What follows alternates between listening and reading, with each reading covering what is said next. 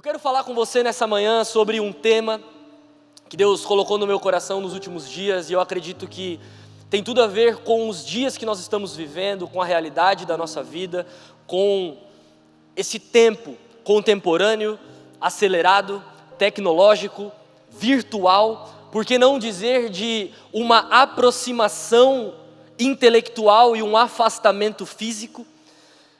E tudo isso tem a ver com algumas ideologias, filosofias e pensamentos que são introjetados em nós através de tantas áreas da vida, através do convívio com tantas pessoas. E o tema da minha mensagem com você nessa manhã é: talvez te apresentaram Deus errado. E eu quero ler um texto com você que está lá no livro de Mateus. Nós vamos ler Mateus capítulo de número 25, finalzinho de Mateus capítulo 25. Se você tiver com a sua Bíblia aí e puder abri-la para nós lermos juntos, vai ser muito bom. Mateus capítulo 25, nós vamos ler lá no finalzinho, no versículo 24. Mateus capítulo 25, verso 24, diz assim: por fim, veio o que tinha recebido 1 talento, e disse: eu sabia que o Senhor é um homem severo, que colhe onde não plantou e junta onde não semeou. Por isso tive medo, saí e escondi o seu talento no chão. Veja, aqui está o que lhe pertence. Se você puder fechar os seus olhos, vamos orar. Senhor, graça te damos, Deus, pela tua palavra. Obrigado, Senhor, porque as tuas escrituras dão um norte para a nossa vida. As tuas escrituras, como nelas mesmo está escrito, é a luz que ilumina o nosso caminho, é a lâmpada para os nossos pés. Por isso, Deus, nós te pedimos para que nessa manhã o Senhor fale aos nossos corações, que nós possamos encontrar não aquilo que queremos ou pensamos que queremos, mas que possamos encontrar respostas do céu para as nossas vidas, para os problemas cotidianos, para os desafios diários. Nós te pedimos, Deus, para que a tua palavra leve luz para os lugares mais escuros da nossa alma e do nosso ser, e que nós possamos ter os nossos olhos abertos para viver tudo aquilo que o Senhor tem preparado e prometido para nós. Essa é a nossa oração e é nisso que cremos, em nome de Jesus. Amém e amém.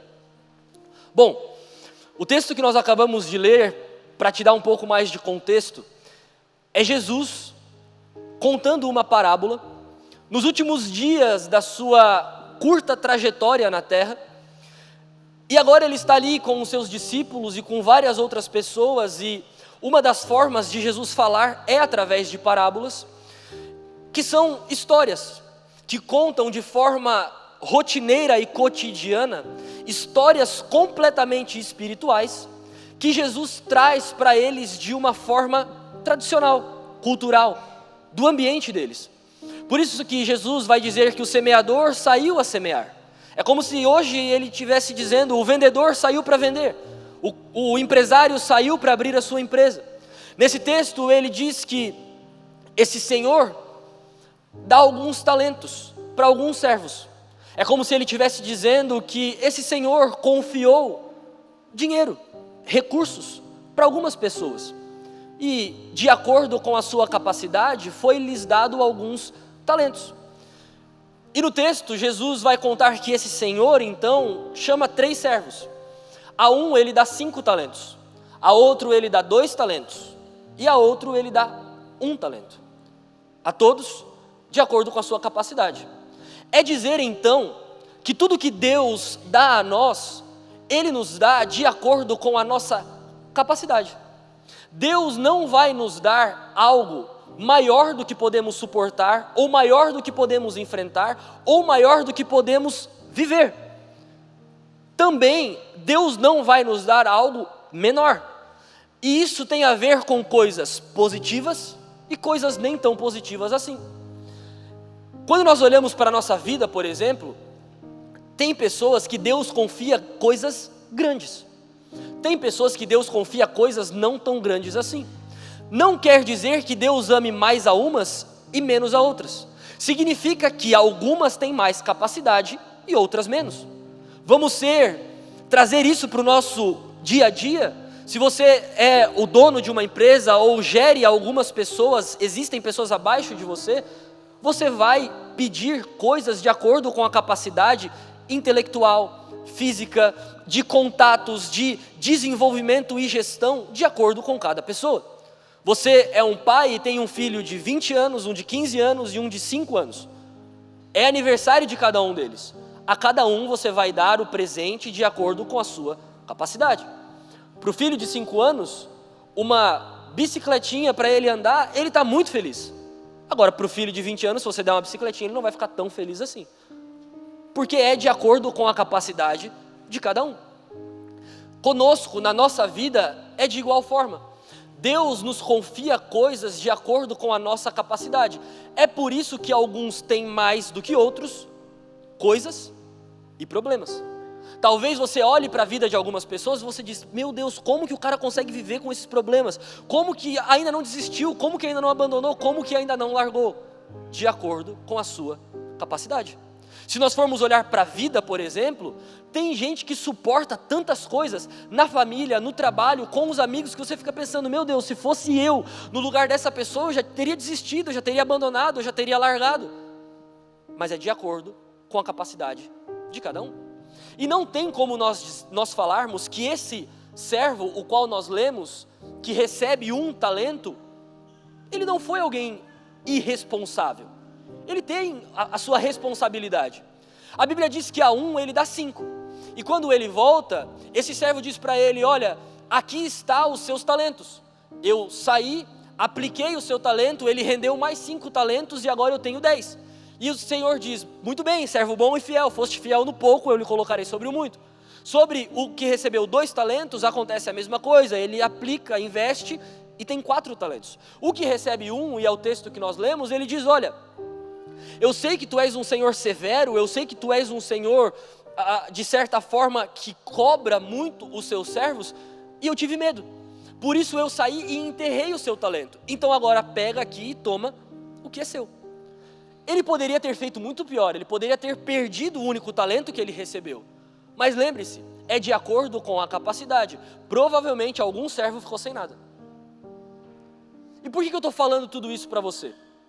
Porque nós precisamos identificar e entender que na vida nós precisamos conhecer as pessoas. E qual é a melhor forma de nós conhecermos alguém? Passando tempo com ela.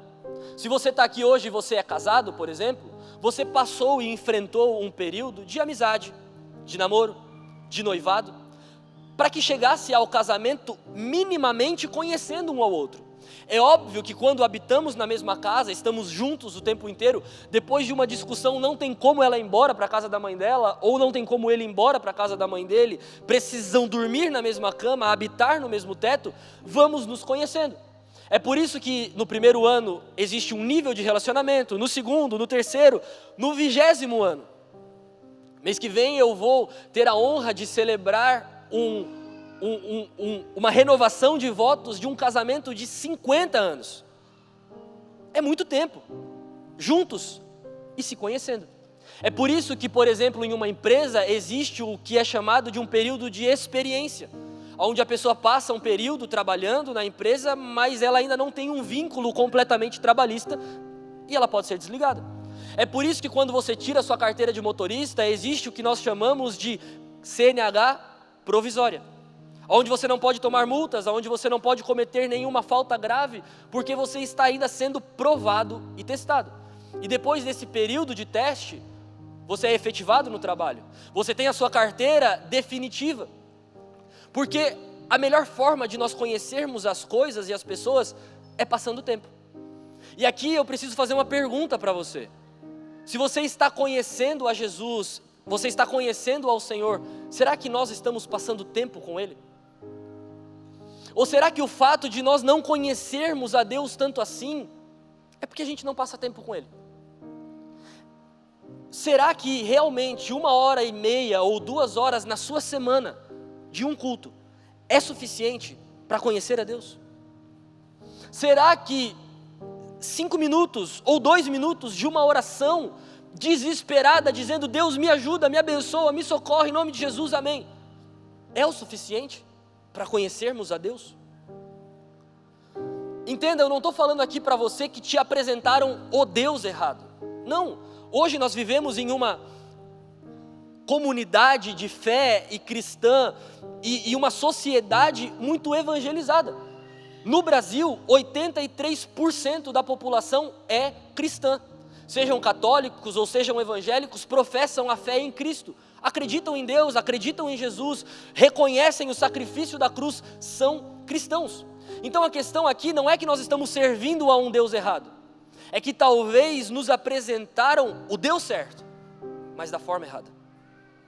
E esse Deus certo, da forma errada, faz com que a gente faça talvez o que esse servo fez.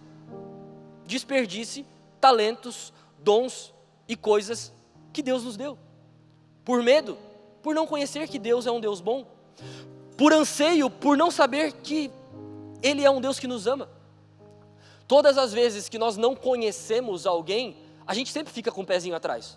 Você lembra talvez o primeiro dia que você foi jantar na casa dos pais da sua esposa? Quem é que lembra desse dia?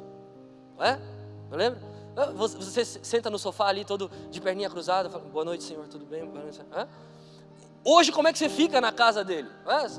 Tem gente que vai, levanta daí, deixa eu sentar. Porque a intimidade faz essas coisas com a gente, não é? Porque nós vamos conhecendo, vamos nos aproximando. Quando conhecemos um novo amigo ou uma nova amiga, sempre tem aquele discurso, meu Deus, eu achei que você era um arrogante, eu achei que você era uma falsa, eu achei que você não prestava, e agora eu te conheço, eu tenho certeza. Não, estou brincando. E agora eu te conheço, e é diferente do que eu pensei, é diferente do que eu imaginava. Porque nós vamos conhecendo a pessoa de acordo com o tempo, de acordo com o que vamos lidando, vamos enfrentando as coisas, vamos superando os desafios e vamos nos conhecendo. É por isso que conhecer a Deus é tão importante. Deixa eu falar uma coisa para você, meu irmão.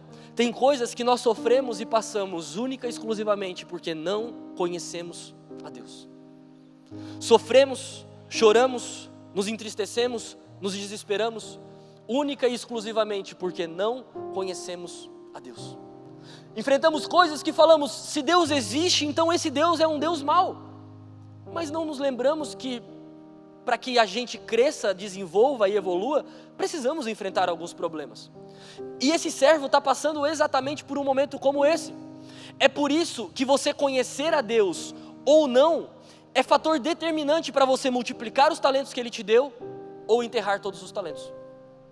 É por isso que conhecer a Deus ou não, vai determinar se você vai viver a vida 100% daquilo que Deus te prometeu, ou se você vai andar por aí enterrando, porque amanhã pode faltar. Você vai andar por aí guardando, porque amanhã Deus pode não dar. Deus fez hoje, mas e se Deus não fizer amanhã? E aí eu posso entrar aqui com você em vários exemplos, como o povo no deserto.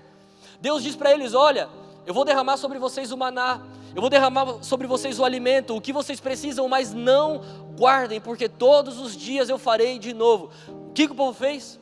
Guardou. Porque quem não conhece a Deus, pensa, amanhã Deus pode não fazer. Amanhã Deus pode não vir, amanhã Deus pode não aparecer, mas nós nos esquecemos de um fato, Deus é pai. E qual é o pai que esquece de alimentar o filho? Qual que é o pai que quando o filho chora não dá uma mamadeira, ou não dá uma comida, ou não dá um alimento? Por isso que às vezes nós desperdiçamos tantas coisas, porque não conhecemos a Deus. Por isso que muitas vezes ao invés de multiplicar o que Deus está derramando sobre as nossas vidas, nós estamos enterrando, porque pensamos, se Ele é Deus, Ele é um Deus severo, um Deus mau, Deus, toma aqui o que é teu. Quando na verdade o que Deus quer de nós é que nós o conhecemos e possamos conhecê-lo profundamente, e em conhecendo, a gente se desenvolva. Tem uma frase que eu gosto muito que um pensador, A.W. Tozer, vai dizer, ele fala que o nosso conhecimento de Deus, o quanto nós conhecemos a Deus, molda toda a nossa vida. O quanto nós conhecemos de Deus, o quanto nós sabemos sobre Deus, o quanto nós temos intimidade com Deus, molda a nossa vida. Isso é uma verdade, porque tem gente que não vive o que Deus tem para ela, porque não conhece a Deus, porque não sabe de fato quem Deus é. Agora, como então viver de forma integral e absoluta tudo aquilo que Deus tem para nós? Em primeiro lugar, precisamos conhecer a Deus. E conhecer a Deus é passar tempo com Ele. Conhecer a Deus é você ter uma vida de devocional. Conhecer a Deus é muito mais do que vir à igreja. Aqui nós estamos tendo um encontro com amigos, irmãos, pessoas e aprendendo um pouco mais sobre Deus. Mas se isso não se estender para a sua casa, para o seu trabalho, para a sua família, vai ser só mais um culto, só mais um encontro. E Deus não nos chama para um culto, Deus nos chama para uma vida. Deus não nos chama para uma reunião, Deus nos chama para uma vida inteira. Se nós nos limitarmos a isso, nós vamos seguir enterrando os talentos que Deus nos dá. E aí eu entro com você no primeiro ponto dessa mensagem. Então, quem é Deus? É o Deus que antes de todas as coisas é Pai. E é esse Deus que Jesus vem apresentar. Jesus não vem apresentar um Deus severo, Jesus não vem apresentar um Deus que cobra, Jesus não vem apresentar um Deus mau, um Deus que mata, e tudo isso ele pode ser. Mas Jesus vem apresentar um Deus Pai. É por isso que ele vem como filho. É por isso que Filipenses vai dizer que mesmo sendo, não considerou ser, mas se esvaziou.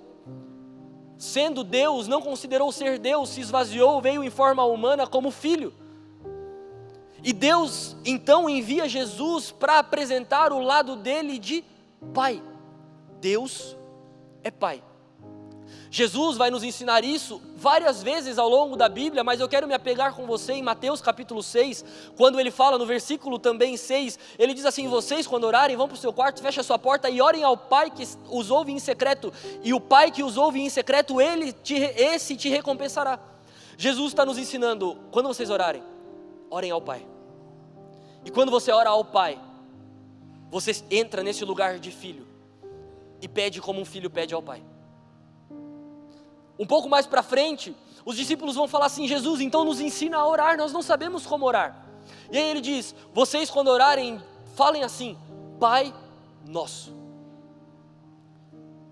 Jesus está afirmando: o Deus que eu vim apresentar para vocês, o Deus que a religião não apresentou, o Deus que os fariseus não apresentaram, o Deus que os mestres da lei não apresentaram, não é só o Deus do sacrifício, não é só o Deus que pesa a mão, não é só o Deus que cobra, não é só o Deus que é justo, é o Deus que também é Pai. Então orem dizendo: Pai Nosso. E ele continua: santificado seja o teu nome porque ele é santo, venha a nós o teu reino porque ele é rei. Todos esses atributos pertencem a Deus. Mas se nós não entendermos o Deus que é santo, o Deus que é rei, o Deus que é Senhor, se nós não entendermos esse Deus como um Deus Pai, nós vamos continuar enterrando os nossos talentos. Porque na vida nós buscamos referências para as coisas. E quando nós falamos sobre um Deus Pai, às vezes a sua referência é o seu pai. E está tudo bem. Só que existem vários tipos de pais. Existem milhares de formas de um pai criar os seus filhos. E essa referência que nós buscamos quando nós pensamos sobre o Deus que é Pai, é dizer: o Pai que é nosso, de todos nós, se parece com o meu? Talvez o meu pai me amou, mas talvez o meu pai me odiou. Talvez o meu pai me acolheu, mas talvez o meu pai me abandonou. Talvez o meu pai era presente, mas talvez o meu pai foi ausente. E aí Jesus está dizendo que ele é Pai.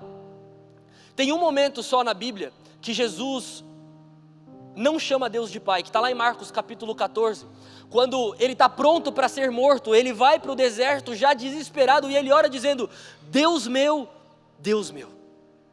porque nesse momento Jesus sai do lugar de filho, entra no lugar de órfão, para que nós pudéssemos assumir o lugar de filhos. E aí Jesus então clama dizendo: Deus meu, e nesse momento ele se sente abandonado. E logo ele não chama Deus de Pai, porque Pai não abandona filho. Talvez o Pai da terra até abandone, mas o Pai, Deus, jamais desampara, jamais abandona. E Jesus agora está se sentindo sozinho, abandonado, triste, chorando, desesperado, porque ele foi abandonado.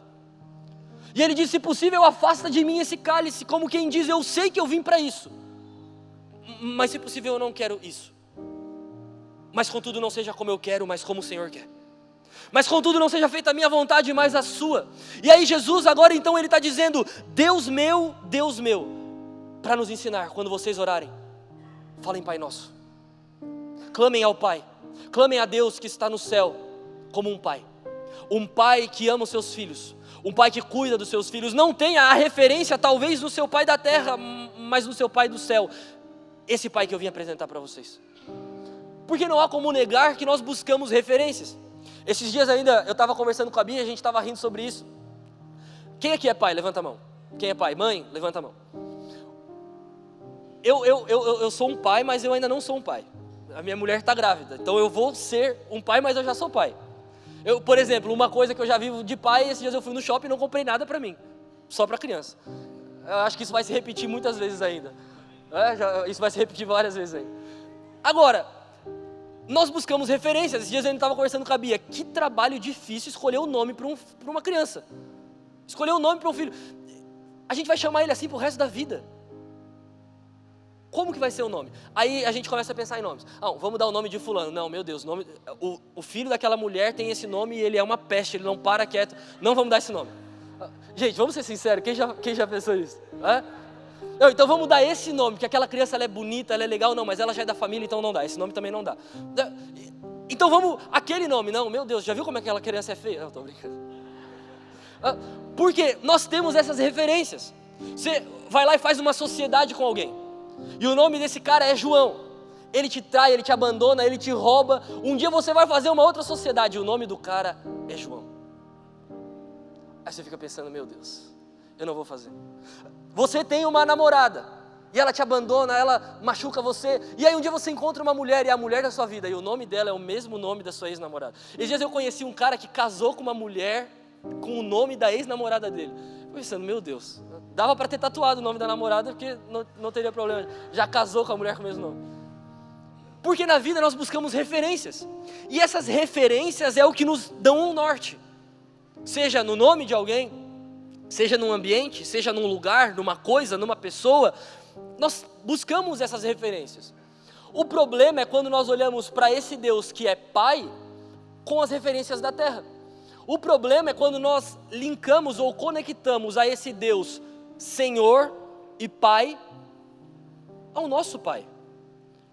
Agora, esse Deus que é Pai, nós precisamos então identificar alguns lados desse Deus Pai. O primeiro desses lados é que Deus é bom, justo e misericordioso. Esses dias eu estava vendo um vídeo de uma pessoa e ela falou umas atrocidades sobre Deus. E eu fiquei pensando assim, por que não cai um raio na cabeça e mata essa pessoa?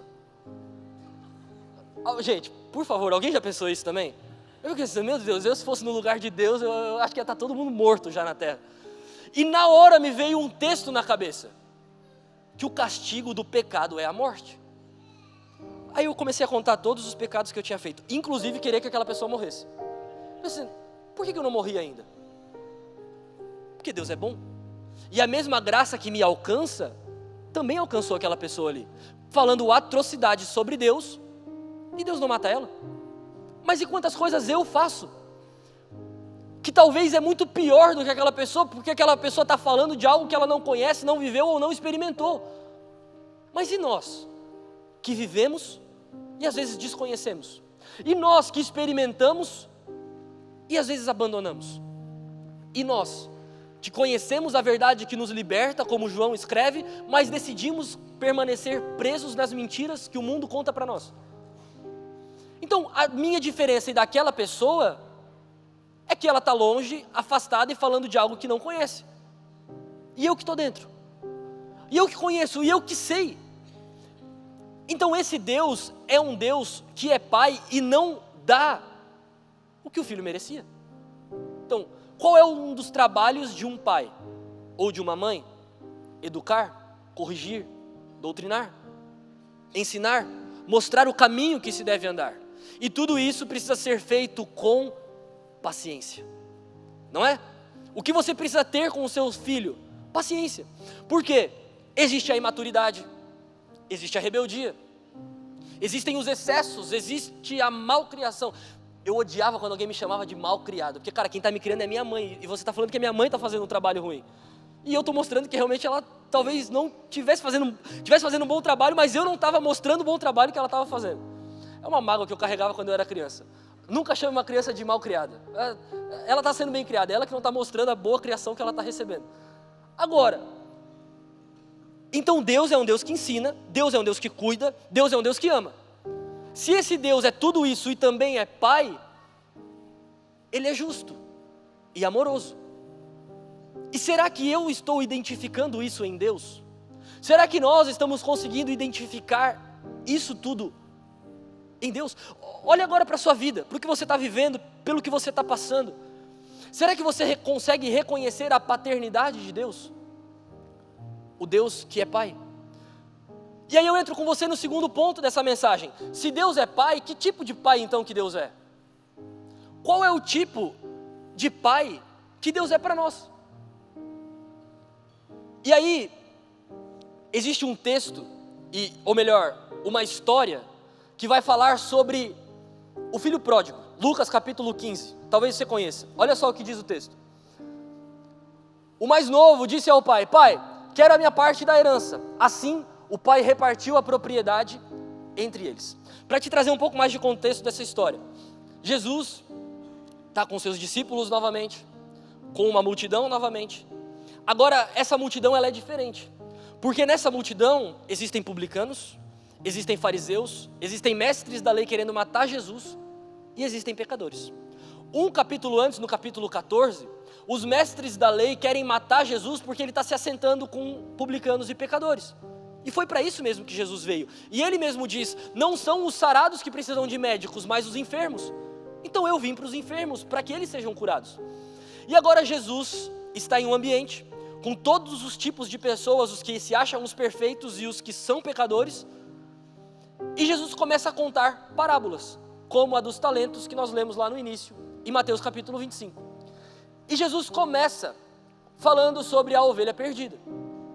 Qual é o homem que é um pastor de ovelhas, que tendo 100 ovelhas e uma se perdeu, não sai para buscar a que se perdeu. A coloca nos ombros e a traz de volta para o aprisco.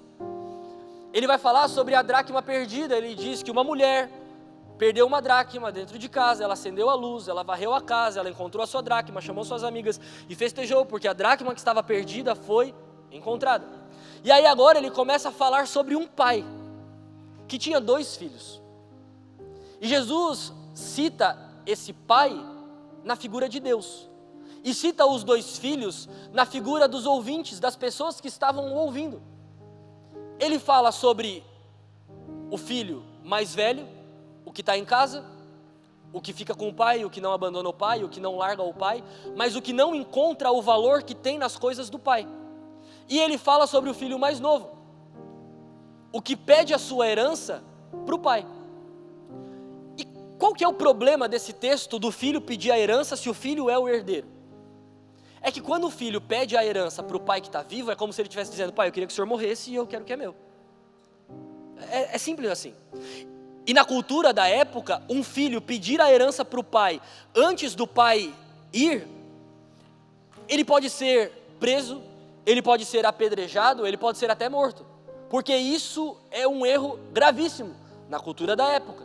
E esse filho então diz: pai, eu quero a minha parte na herança. E a Bíblia diz que o pai reparte o que ele tem para o filho mais novo e entrega o que é do filho mais novo, e então o filho mais novo vai embora. E por que eu estou falando isso para você? Porque aqui nós conhecemos uma face de Deus, que é o Deus que nos dá o que nós pedimos, ouve as nossas orações, escuta aquilo que queremos, porém, nem sempre aquilo que nós pedimos é o que Deus tem para nós. Eu não sei você, mas às vezes eu me pego orando umas coisas que eu fico pensando: cara, não é possível que eu estou falando isso. Deus, esquece que eu acabei de falar. Às vezes sendo ingrato por algo que é tão bom. Às vezes não reconhecendo um Deus que é tão justo. Às vezes não encontrando em Deus um amor que eu já me perdi nele mesmo. E aí o pai agora está diante desse filho que nós lemos. Olha o que o filho fala, isso é muito poderoso. O filho diz assim para o pai, no capítulo 12. Não, no capítulo 17. Aqui. No capítulo 12. O mais novo disse ao pai: pai, eu quero a minha parte da minha herança. E o pai reparte. E o pai dá. Agora, a questão não é que o pai deu e o filho usufruiu. Porque assim, uma coisa é você dar uma coisa para o seu filho, ele pegar aquilo que você deu para ele, agora ele pega isso e ele usufrui. Quer ver só uma coisa? É você dar presente para alguém que usa. Sabe, você já deu um presente para alguém e viu a pessoa usando o presente? Não dá uma alegria? Você deu um tênis, a pessoa está com o tênis. Você deu uma camiseta, a pessoa está com a camiseta. Você deu um brinquedo. A melhor coisa que tem no mundo é você dar um brinquedo para uma criança e ela sair por aí brincando e rodando, não é? Eu já estou aprendendo algumas coisas sobre paternidade. Você quer agradar os pais, dá roupa. Você quer agradar a criança, dá brinquedo. Não é? Você dá uma camiseta para a criança, ela fica olhando assim, tipo, o que eu vou fazer com isso? Mas algum dia ela vai ter que colocar uma camiseta para sair de casa. Agora, dá um brinquedo, quer ver dar brinquedo barulhento, os pais amam. Aqueles pianinhos, aquelas coisinhas que chacoalham, que faz um monte de barulho, os pais adoram. Agora, o filho pede para o pai o que é dele. O pai dá. Agora, a atitude desse filho é o que nos chama mais atenção. Ele pega tudo que é dele, ele não roubou nada de ninguém, é dele. Agora, o problema é que ele desperdiça tudo e ele joga tudo fora. Gálatas capítulo 4 vai dizer que enquanto o herdeiro ainda é jovem, nada o difere de um escravo, mesmo sendo herdeiro de tudo. Por isso aqui. Receber as coisas antes do tempo apropriado é sinônimo de jogar tudo fora. E a Bíblia diz que esse menino então ele pega o dinheiro, ele sai, ele gasta com festas, com baladas, com promiscuidades, com tudo que há de mais perverso no mundo. E de repente, ele se encontra sem dinheiro, sem o pai, sem a casa dele, sem a família dele. E de novo, ele faz algo que para a cultura da época é muito, mas muito sério. Primeiro ele pede a herança enquanto o pai está vivo. Depois, ele vai cuidar de porcos. Para o judeu, a coisa mais impura que existe são os porcos. Mas ele não somente vai cuidar, ele também vai morar.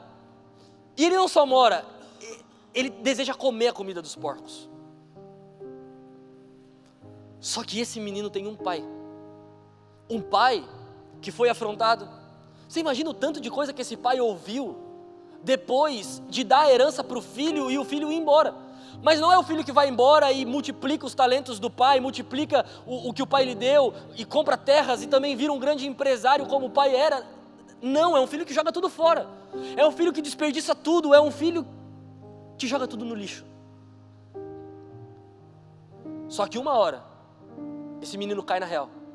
E quando esse menino cai na real, ele conhece um outro lado do pai. Que é o pai que aguarda o retorno. Que é o pai que espera de braços abertos. Que é o pai que mesmo depois do filho ter feito atrocidades, ele diz, você continua sendo meu filho. E esse é o nosso Deus. É o Deus que a gente peca hoje, e Ele sabe que amanhã a gente vai pecar de novo. É o Deus que a gente erra hoje, e Ele perdoa, mas Ele sabe que amanhã a gente vai errar de novo. E aí eu entro com você no terceiro ponto dessa mensagem, que é o pai que aguarda o retorno. É o pai que é bom, é o pai que é justo, é o pai que é Deus, é o pai que nos dá o que a gente pede, mesmo às vezes a gente jogando tudo fora, para às vezes nos fazer aprender. É a mãe que diz para o filho, desce daí que você vai cair, desce daí que você vai cair, e ele cai, e a mãe diz, eu avisei. É o Deus que diz, não faz, não vai, não compra, não vende. E a gente faz tudo o contrário. Só que é o Deus que aguarda o retorno. E no versículo 17 de Lucas capítulo 15, a gente vai ler um texto que tem tudo a ver com isso que a gente está falando. Caindo em si, ele disse, quantos empregados do meu pai têm comida com fartura e eu estou aqui morrendo de fome? E aqui eu entro com você em um dos pontos mais importantes dessa mensagem. Não adianta Deus ser pai, não adianta Deus ser bom, não adianta Deus ser justo, não adianta Deus ser amoroso, se a gente não reconhecer o pai que a gente tem.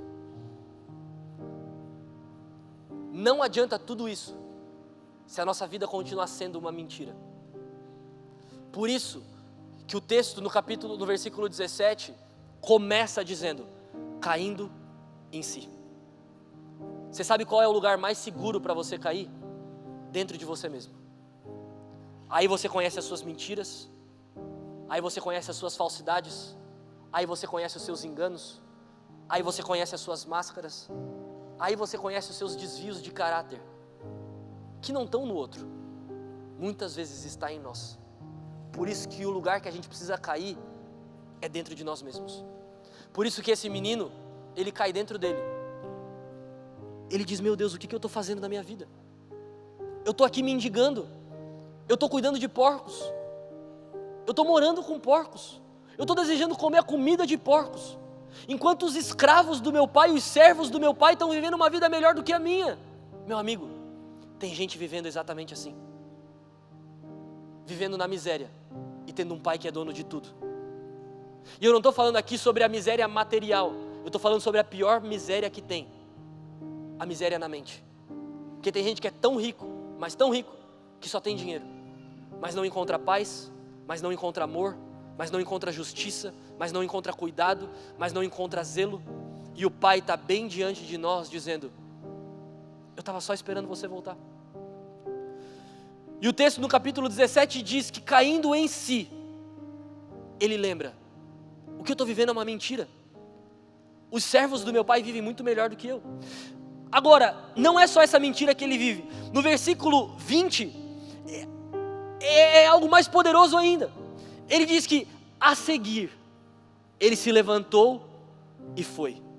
Deixa eu falar uma coisa para você. Não adianta você cair dentro de você e ficar dentro de você assim, eu tenho que fazer isso, eu tenho que fazer aquilo, eu tenho que fazer aquilo outro, deixa que depois eu faço. Não. Caindo em si, em seguida, ele se levantou e foi. Você sabe que na vida tem coisas que a gente tem que fazer, é na hora da raiva. É quando a gente está com raiva, eu preciso mudar isso na minha vida. É sempre o mesmo erro, é sempre o mesmo pecado, é sempre a mesma ira, é sempre as mesmas falhas, é sempre as mesmas perversidades. Eu preciso mudar, eu preciso melhorar. Não é só cair em si, é a seguir, fazer o que tem que fazer. Tem coisa na minha vida que eu preciso ficar com raiva para melhorar. Eu preciso mudar, eu preciso ser diferente, eu preciso ser melhor. E não adianta eu ficar esperando que um dia vai acontecer e que um dia... E é assim que entra ano e sai ano e a gente continua os mesmos erros, as mesmas falhas, os mesmos pecados, as mesmas pessoas caindo nas mesmas pedras e nos mesmos buracos. E esse texto está nos ensinando que esse menino cai em si e a seguir, ele vai. E logo em seguida ele arruma todas as coisas dele e vai. Talvez tudo que eu estou falando aqui para você hoje está fazendo sentido, mas se você deixar para fazer amanhã, você não vai fazer. Talvez tudo que eu estou falando aqui para você está dizendo, meu Deus, é verdade, que palavra, olha o que ele está dizendo. Mas se você não tomar uma decisão hoje, amanhã vai ser tudo igual.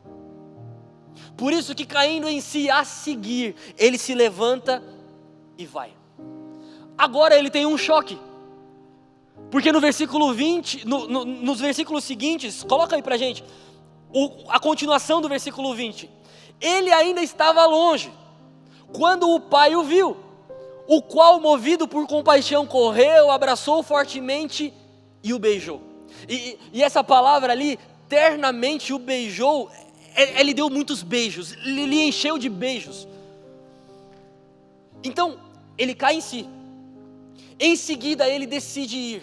E quando ele está indo, o pai está esperando ele. E de longe o pai o vê. E quando o pai o vê, o pai quebra mais um paradigma. Filhos correm para pais, pais não correm para filhos. Na cultura da época. E de novo esse pai quebra todos os paradigmas e ele sai correndo para o filho. E quando ele chega diante do filho, ele abraça e o beija muito. Como quem diz, eu estava com saudade de você. Agora, o que mais surpreende é como esse filho é recebido. Não como ele volta, porque ele não tem outro lugar para ir.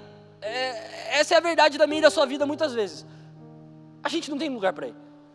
Deu tudo errado no casamento, deu tudo errado com a empresa, deu tudo errado com os amigos, deu tudo errado comigo mesmo. O que me sobrou? É a igreja, eu vou para a igreja ver se eu ouço alguma coisa que me anima. Vamos ser sinceros? Na grande maioria das vezes, é o que traz muita gente para ambientes como esse. Eu não tenho para onde ir, eu não tenho outro lugar para recorrer, é Deus. Minha mãe era crente, meu pai era crente, minha avó ia lá em casa e orava direto. Acho que se esse Deus aí é bom, ele pode me ajudar em alguma coisa. Então, a surpresa não é o filho correndo. A surpresa é o pai correr no encontro do filho. Porque não é um filho voltando de Harvard com seus diplomas e as suas conquistas, é um filho que volta fedendo porcos. Não é um filho que volta com os gados e os filhos e a esposa e a sua herança e diz: pai, olha que eu multipliquei tudo que o Senhor me deu. É o filho que volta descalço, sujo e nu, dizendo: pai, eu joguei tudo fora. E ainda assim o pai corre para ele, o beija, o abraça, o recebe. Igualzinho Deus faz com a gente. No domingo a gente se enche, e no próximo domingo a gente chega aqui vazio e orando pelas mesmas coisas, dizendo: Deus, eu fiz tudo de novo. Deus, eu não preciso nem contar para o Senhor sabe, é sempre os mesmos problemas. É o pai que recebe de volta, é o pai que encontra, é o pai que abraça, é o Deus que não quer as nossas realizações, é o Deus que quer nós. O pai que Jesus vem apresentar não é o Deus que quer saber o que você realiza, é o Deus que quer você. E se Deus tem você, e se você tem a Deus, nós temos tudo o que precisamos. Porque às vezes nós somos medidos pelas nossas realizações, pelo que conquistamos, pelo que vivemos, por aquilo que temos. Deus não quer saber o que você tem ou o que você deixa de ter. Deus quer você.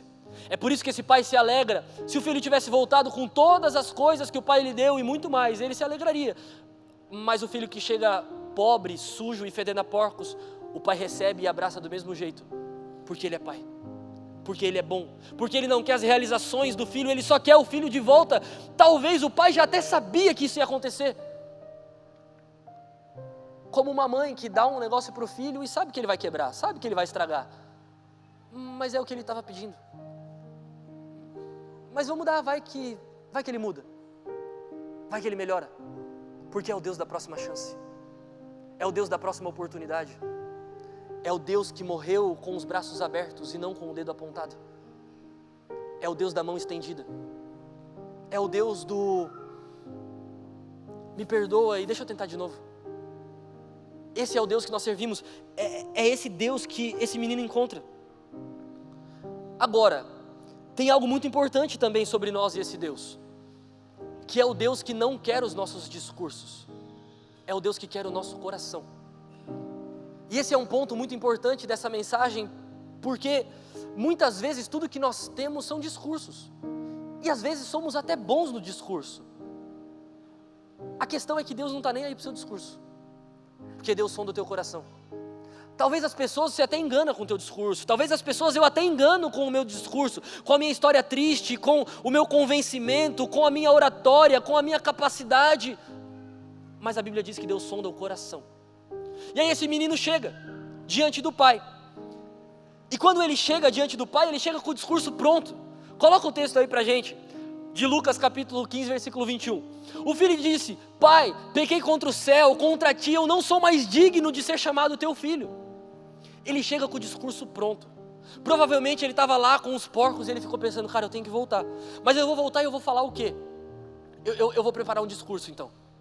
Sabe a gente quando prepara um discurso para alguma coisa? Quem já uma vez ia ter uma reunião, ou uma conversa, uma discussão e pensou: eu vou falar isso, eu vou falar aquilo, eu vou falar aquilo outro, e eu vou acabar com os argumentos dela, eu vou acabar com os argumentos dele, e a gente chega com o discurso pronto. E esse menino chega com o discurso pronto, e quando ele chega com o discurso pronto, ele diz: pai, eu pequei contra o Senhor, eu pequei contra a minha família, eu pequei contra a minha casa, eu não sou mais digno de ser teu filho. Me trata como um dos teus servos. Eu só preciso de comida, eu só preciso de um lugar para dormir. Eu tinha tudo, eu joguei tudo fora, eu sei disso. Só me recebe de volta. Só abre a porta de novo para eu poder entrar e poder ser tratado como um dos seus servos. E aí essa história tem a maior reviravolta que você pode encontrar. É o pai que tem toda a razão de castigar, de punir, de ser severo, porque realmente o filho merece. Mas é o pai que nós encontramos quando recorremos a Deus. Um pai de graça, que não nos dá o que nós merecíamos. É o pai que agora com esse filho ali, sujo, descalço, fedendo, ele chama os servos e ele diz: tragam rápido uma roupa, um anel, uma sandália, porque o meu filho que estava perdido voltou, o meu filho que tinha ido embora está de volta. E aí ele continua, não é só veste ele, agora vamos celebrar porque ele está de volta. Então pega o bezerro mais gordo, mata o bezerro gordo, vamos fazer uma festa, vamos fazer um churrasco, vamos celebrar porque ele está de volta. E foi exatamente isso que Deus fez com a gente. Só que para nós, Deus não matou um bezerro gordo, Deus matou seu próprio filho. Para nós, quando nós fomos chamados de volta e voltamos, não foi o bezerro gordo que morreu, foi Jesus Cristo. O que não havia pecado, o que não havia erro, o que não havia falha, o que a Bíblia vai dizer como um cordeiro mudo foi levado ao matadouro. Como eu te disse antes, o castigo que era nosso estava sobre ele. As feridas que eram nossas foram impostas sobre ele.